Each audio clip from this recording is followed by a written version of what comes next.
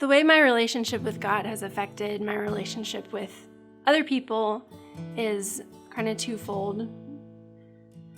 Jesus said that he came to bring a sword, and the gospel really is a sword. It divides righteousness from unrighteousness, and that doesn't mean we can't be friends with people. My parents used to tell me, you can be a friend to anyone. You can be a friend, but that doesn't mean you're going to be best friends with everyone.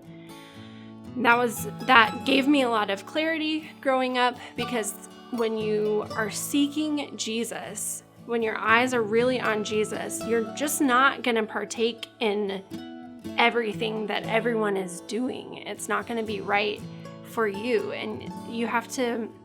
There are some things that are just wrong, like gossiping and lying, and you just can't partake in that. And then there are other things that just the Lord was calling me to himself, and he was calling me to be really close to my parents and be really close to people who would be an excellent example to me.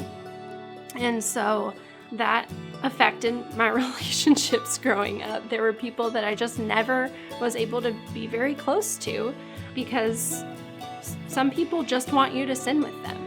That's kind of sad, and that's kind of a sacrifice that you might make if Jesus is calling you to follow him. But he also gave me the great gift, eventually, of really good friends. And our friendship is rooted in the holiness of God and in seeking Jesus together, worshiping Jesus, praying for our friends. That's a really beautiful thing that I found. I remember when I was in high school one day, I was literally just sitting in English class when we were supposed to be working on a writing project or something, and the Lord started speaking to me. And I never had to do this another time, but it's like one of these super spiritual things you get to do in a Christian school, where I went to my teacher and was like, can I go somewhere and seek God? Like, God's talking to me. So that was nice. And the Lord just called me out of my classroom and just spoke to me, and he gave me a promise, like, I'm going to give you friends, which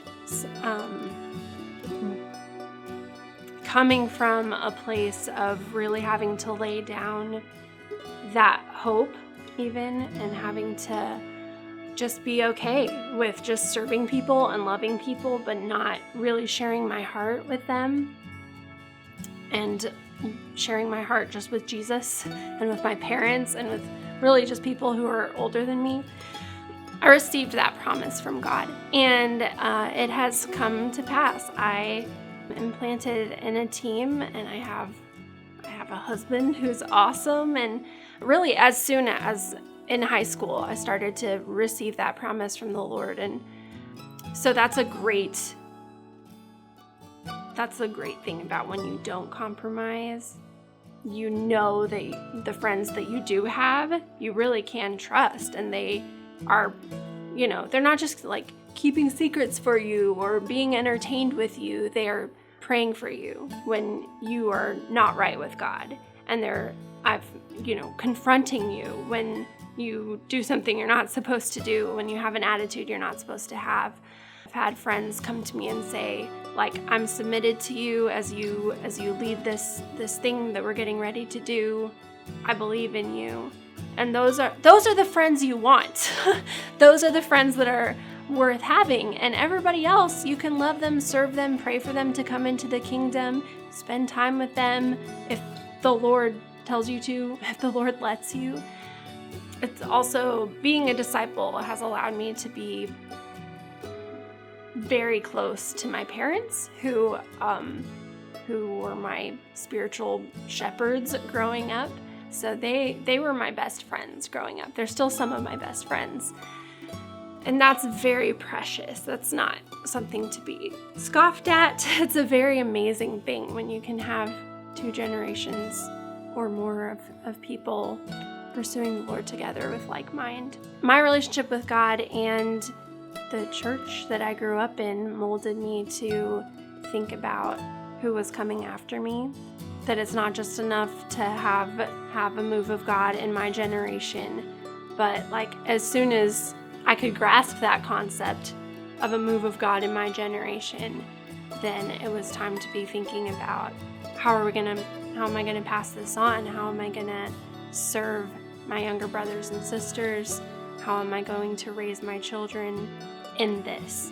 And so that's just core. That's core to who we are. That's why we have Interchange, and that's why Interchange is the big conference that is a big representation of that concept, but it's in the little minutia of the way we live our lives as well. We check on each other. We don't do things that we could do if it's gonna cause somebody else to stumble. We think about others, and we think about what's gonna help them, and we try to be like Jesus.